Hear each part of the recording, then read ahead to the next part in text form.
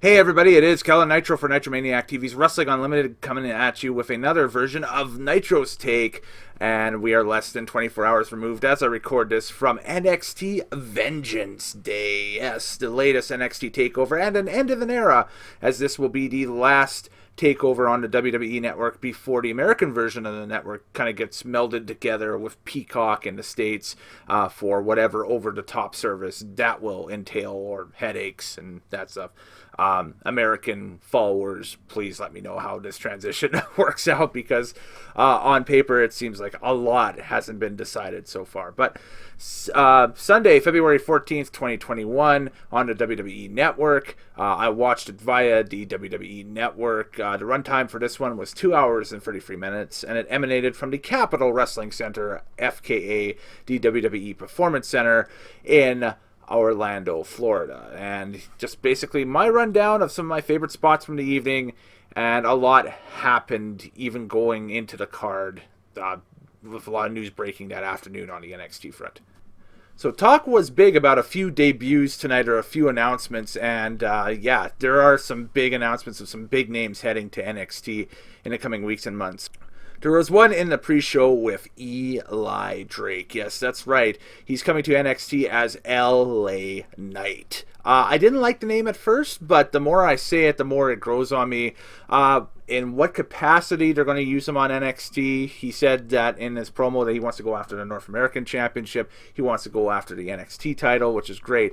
Are they going to use him as a wrestler, or are they going to use him as a manager? That's another thing too. He has the gift of gab, so you can put him with any heel talent and you want, and you basically have, maybe if you use him as a manager, a bigger, better version of Robert Stone, in my opinion.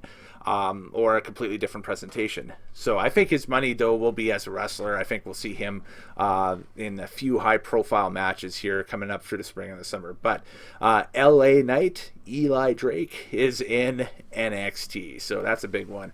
Taya Valkyrie apparently has also signed with NXT, so arguably the best women's division on any major show right now just got bigger and better. And a name that we talked about during the collective last year, Blake Christian, has also apparently signed with NXT. So both Elena Black as Cora Jade and Blake Christian are now NXT. They are currently dating.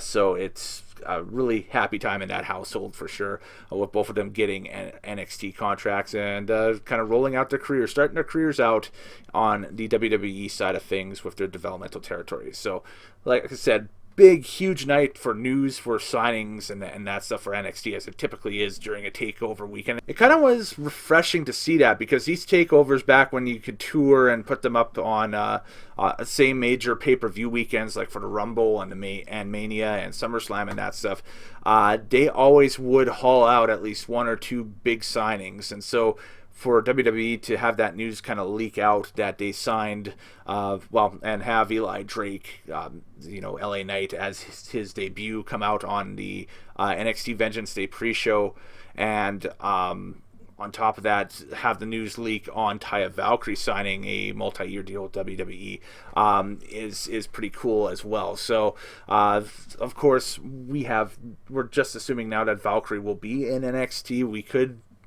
watch Monday Night Raw or Friday Night SmackDown, and we could see her potentially on either of those shows as well, much like they did with AJ Styles back in the day, where they signed him and it's like, oh wow, he's going to NXT, but no, he shows up at the Rumble and he automatically is thrusted onto the main roster. So that's also a possibility.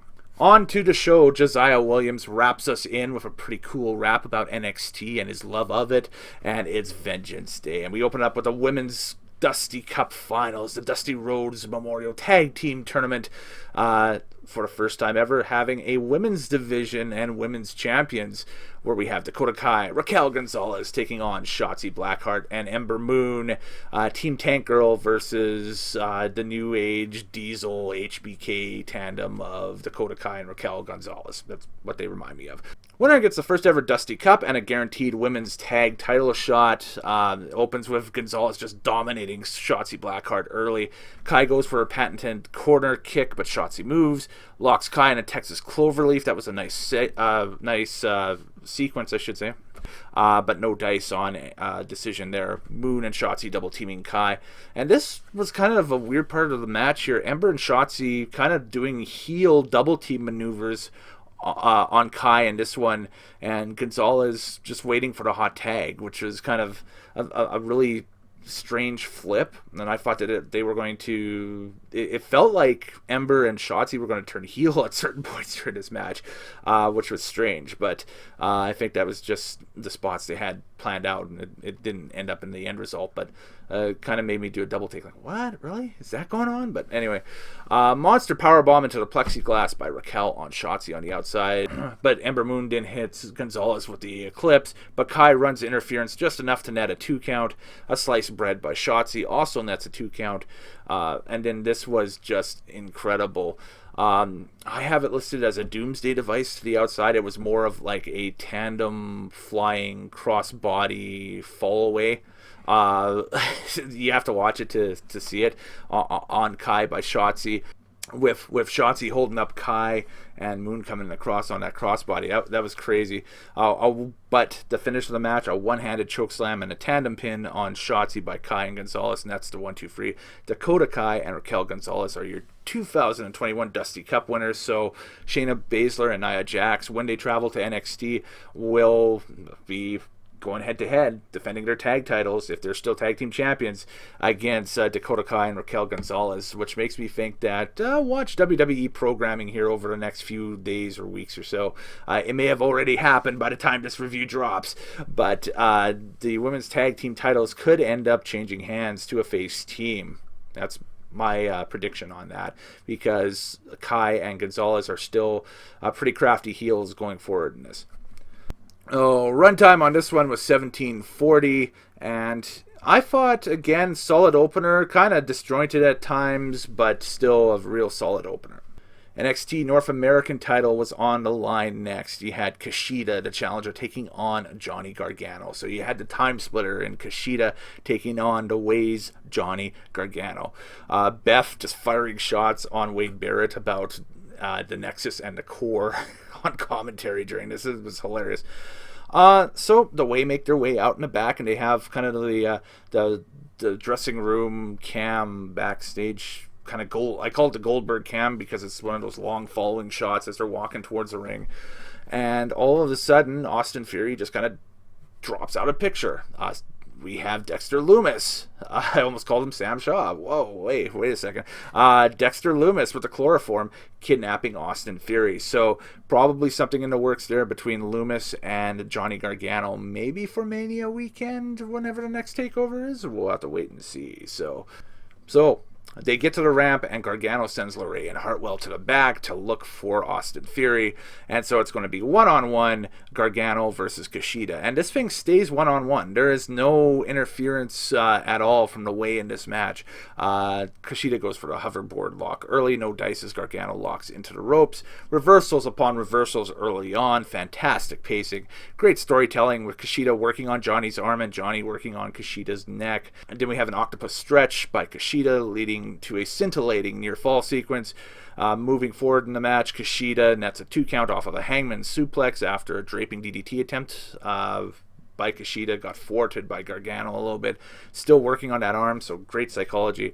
We have a second rope twisting suplex by Gargano on Kushida. A handspring elbow attempt locks into Gargano. Escape on Kushida, but Kushida says no way. Spanish fly into a hoverboard lock by Kushida. No dice though. And then the action moves out to a ramp. So they had an elevated ramp set up for entrances for the show, a la WCW in the early 90s or so, where there was the stage and the ramp kind of protrudes from the stage and gets to about the same level as the ring, so there's no climbing of steps or anything, what have you. The participants just go right into the ropes there and get into the ring. So you know what that means.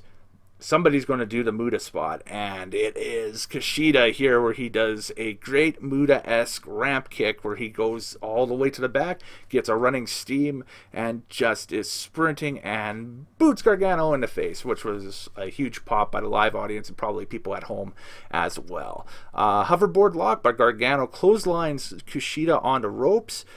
They tumble out to the outside, back onto the ramp, and Gargano hits one final beat on Kushida onto the ramp, and then nails it again in the ring to net the pinfall to retain. This match was incredible. The runtime for this one is 24:51, and I have it shortlisted for WWE Match of the Year already. It's February 14th, but it'll definitely make our year in reviews for 2021. Remind me if it doesn't. Putting it down here right now.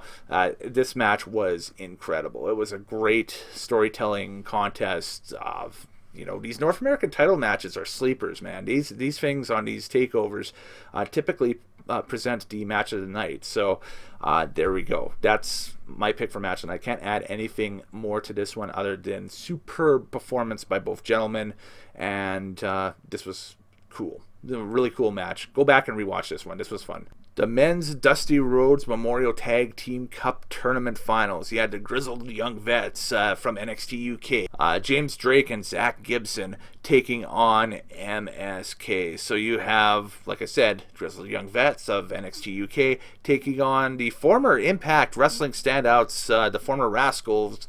They were known as Des and Wentz in Impact. They are now known as Wesley and Nash Carter, respectively, on the NXT brand. And this is their debut angle. They've debuted as a hot young team in this tournament, and they have made the finals against the grizzled young vets who were in this tournament last year and I think made the semis or so, and then they got bounced.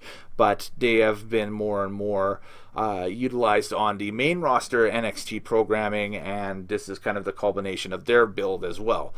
So this is hard hitting earlier on. This one was probably the best Dusty Cup final I've seen, going all the way back to the first Dusty Rhodes Memorial Tag Team Cup Tournament final between the former Mighty Don't Kneel team and the Authors of Pain. I can't remember what Forn and Nichols were called in NXT now. It's not coming to me at the moment. TM61, that's what it was. I knew it was some sort of stupid number letter combination thing, but that's WWE and their renaming purposes again. So there you go. Carter makes the hot tag to Lee and an oh my god swanton onto the outside. Later on in the match, the Helter Skelter tandem maneuver by the grizzled young vets only nets a 2 count on Lee. A spiral tap by Lee only nets a 2 count, which leads into a Doomsday Device attempt by grizzled young vets on Lee onto the outside, and that was actually a legit Doomsday Device, not like in our opener. Ticket to Mayhem attempt, which is their finisher for the grizzled young vets. That was forwarded and allows MSK to nail the assisted cutter on James Drake for the 1-2 and we have brand new Dusty Cup champs on the men's side, MSK, and so they will get a NXT tag title shot against Lorcan and Birch somewhere down the line, probably next takeover, whenever that is. It was not announced on the network what they are doing, so obviously they are waiting for the Peacock rollout, and then will be probably announce something. I would think for Mania weekend will be the next big takeover special on the network, just due to the fact that they're looking at having fans in venues once again, so for that weekend to try things out and see what it's like. So hey, fingers crossed it's something good. Cameron Grimes had a video vignette, kind of a music video, hilarious. The deal with him is he bought into the GameStop stock or whatever. He made it big on the stock market, and he's got that money, or the stonks. He bought in big on the stonks, and he's getting paid now. So this is going to be hilarious. He's one of the best comedic characters they've got, and this was just pure comedy. Funny. NXT Women's Championship triple threat, Toni Storm, Mercedes Martinez, and Io Shirai, the champion. The match starts hot during the introductions with Mercedes jumping to champ. Kind of a car wreck style early on between the Free. There's a Free Amigos attempt by Martinez on Storm, but Io breaks it up, and then they tumble out to the outside, and it's a great brawl on the outside. And then we have the I am the table moment where the announcer table just flat out fails on Tony Storm. Or it looked like, I think the DDT by Martinez was supposed to be through the table on Tony Storm. I think that's what was going to happen because they were talking about, and Tony went for a Storm Zero on Martinez on the outside on the pad, on the outside after the table failed. So they probably just ran through the spot, just not on the table. But Eel did a good job of covering it up with a massive dive from the scaffolding right alongside the announce desk, which was pretty cool. That had been about 15, 20 feet up, a la Jeff Hardy and TNA back in the mid-2000s. It was pretty cool. Fisherman's Buster by Martinez only nets a 2 count on Storm. Storm Zero on Martinez only nets a 2 count for Tony Storm. But Iodo breaks up a pin attempt with a flying cross body from the top on Storm, and Martinez is laying prone, so she gets the 1-2-3 on Martinez to retain the title. The runtime for this one was 12 minutes and 13 seconds. Again, the brawl on the outside and the botch is probably what this match will be remembered for, but still a lot of great quality stuff from front to back in this one. Very passable. Would be a main event on any episode of NXT TV and probably steal some ratings away from AEW as well, had it run head-to-head with anything. So just on this pay-per-view here, and especially after the Gargano Kushida match, everything just kind of pales in comparison after that one. It was just like a game of can you follow this, and some tried, including the main event here. It tried an awful lot to kind of do that, but just didn't live up to the hype for this one. By the way, the men's Dusty Road Tag Team Classic Finals, the runtime for that one was 18:26. And the runtime for this one was 12:13. So we're caught up on times going into the main event. And of course, the main event, the NXT Championship on the line. Finn Balor, the champion, taking on Pete Dunne. This is a UK dream match. I hope everybody, all my UK bros and that stuff that I met at WrestleManias in the past, and so on and so forth, enjoyed the hell out of this one because this is your dream match. These are 2 of your boys going at it here. A hot start, an incredible technical sequence to open, which was elongated a little bit, probably went about 5 or 6 minutes or so, which was thumbs up for me. I loved it. Dunne working on the jaw on Balor, which is the story being told that Balor has kind of a glass jaw situation after O'Reilly broke it. One of the better technical matches so far this year too. A sit-out powerbomb by Dunne. One of the many near-fall attempts, of course, only nets a 2 count. A bitter end attempt by Dunne only nets 2. Balor counters another bitter end, but only nets a 2 count. The dropkick from the ropes, and then the coup de grace that leads into the 1916 finisher combination for Balor. 1-2-3. What a fight. The runtime for this one was 25-24. A little bit longer than Gargano and Kushida, but I will give Gargano and Kushida the match of the night just because I felt more invested in that one than I did Balor and Dunne. Just really, really great storytelling though in this main event.